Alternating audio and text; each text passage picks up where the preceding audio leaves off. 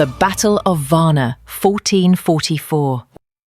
In the heart of Eastern Europe, on the shores of the Black Sea, lies the ancient city of Varna. The year is 1444. A storm brews between east and west, and blood will soon flood the fields of Bulgaria. This is the final stand of the Crusaders, a desperate campaign to drive back the rising tide of the Ottoman Empire. On one side, the Christian coalition, led by King Władysław III of Poland and the legendary general John Hunyadi. Knights from Hungary, Poland, Wallachia, united under one cross. On the other, the formidable force of Sultan Murad II, determined to crush the invaders and secure his empire. The Christians marched with fire in their hearts, driven by faith, by pride, and by desperation.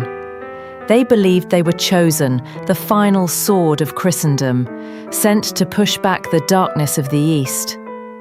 Over 20,000 knights, mercenaries, and warriors under one banner, led by a boy king and a battle-hardened general.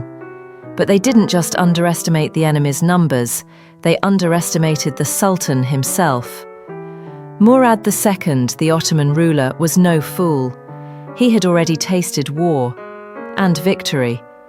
Tired of endless campaigns, he had agreed to a peace treaty, a truce with the Christian states, but the Crusaders broke it. Urged on by the Pope, they marched anyway, believing that Murad had stepped down, that his army would be scattered, that God was with them. They were wrong. When news of the betrayal reached him, Murad returned.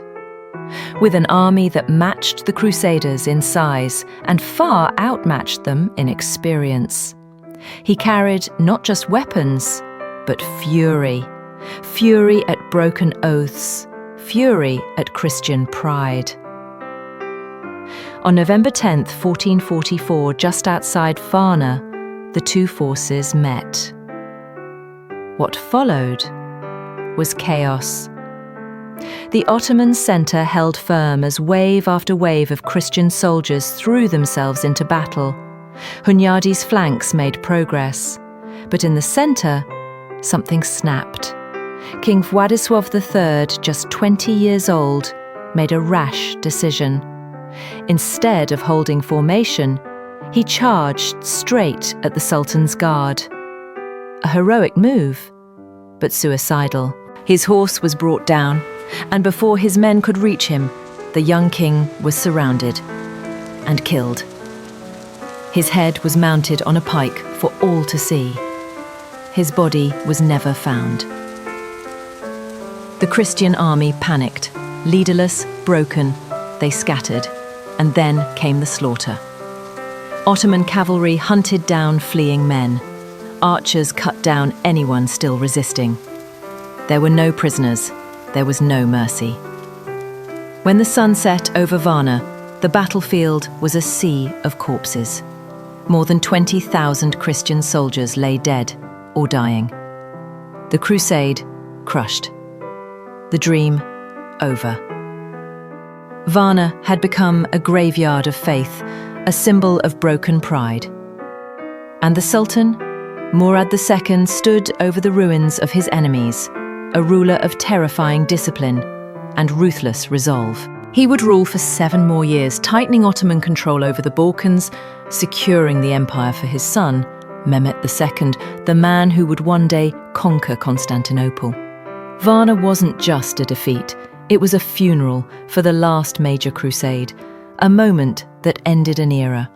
History may glorify the victors, but it never hides the cost. If you made it this far, you're not just watching, you're remembering. Hit that like, drop a comment, subscribe for more untold chapters carved in blood and fire.